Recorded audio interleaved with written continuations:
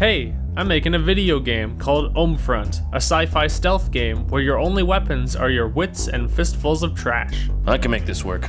We're fast-tracking to the good stuff this episode since there's been a shift in the game's roster. Farewell, Red Cube, and say hello to the brand new...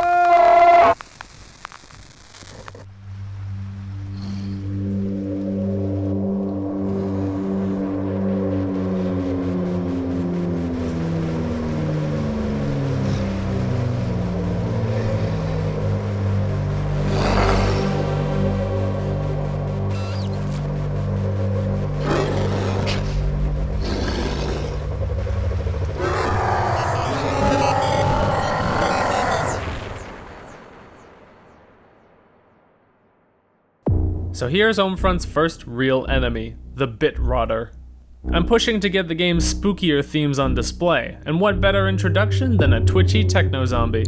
Alright, meet and greet's over. Time to break down how this little freak got made. I like to work backwards, so what does the cube do? The original AI for this enemy fulfills a few simple purposes. 1. Melee only. The player can reasonably predict this enemy's path. No range trouble for the player to deal with, just yet.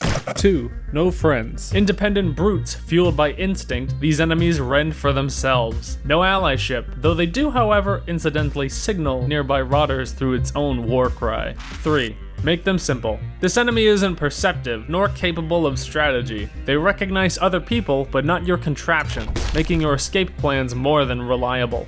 These traits formed the basis of what design best fits the purpose of the AI, and I went to sketching concepts from there. Physical aspects I focused on were a lanky, pointed, and bony frame, making sharp angles with unnatural movements. Plain clothed and electrically shackled, with haywire nanotech converting face to interface. Next, the reference sketches went into Blender and sculpting began. His initial form was just his squishy bits, plus carving out some strands of his face. The face display array is a group of simple cubes, unwrapped as a larger pseudo-screen. Hair was built up from planes curving down the head, but it's more of a toupee for now until texturing's done, so we'll cure his baldness later. Consider me spooked, though the real scary part so far is his poly count. Using retopology tools like Retopoflow, I made a version of his mesh that will animate way easier, and my hardware won't complain about it. Meet the low poly Langster. He's you, just crunchier. The in-game model is knocked down to a much more digestible poly count, and the original sculpt now gets used to generate detailed textures. Churn those out and load up your substance palette for a little 3D painting. Welcome back, glad you could join me today. Today I thought we'd texture ourselves your good old standard twisted being of technological torment. I've split up the model into 3 separate materials for different shaders, but today we'll be painting ourselves the Bit Rotter's body. Up here we'll add to our thin layer of body horror and fresh wounds, though we'll be keeping a neat little void in the UVs here. That's where we'll put our hair cards later. Just gonna add a couple more friendly little droplets of blood here. Just let it fall off your brush, and that pretty well gives us a finished little monster.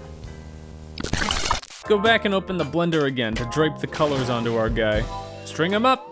Skipping standard armature rigging, a free Blender tool called Game Rig adds the nifty rig solvers and helpers that Rigify uses without losing them after being placed in the game engine. I can bend a meat bag at any angle, you name it. The Bit Rotters play an agitated role, really aiming for constant jolts of anguish eternally laboring the dormant husk of rage vibes, you know? The rig makes easy controls for snapping between different limb solutions, plus squashing and or stretching for the exaggerated bits. I've set up looped animations to match the AI states he uses, and transitional animations to signal his mood swings to the player. The model is done, it's in the game, but it's getting more than your standard material. The 3 separate materials are each getting their own shader. The body is using a raindrop shader, with animated rain projecting around object space. The glowing bands within the shackles use gradient textures on a scrolling shader, so the color and speed matches his pissed off-itude. The face display array uses short video clips per AI state, mapped across his face like a light bright from hell. Finally, Cube Brain assimilates with Flesh Man. Same setup, new haunting look.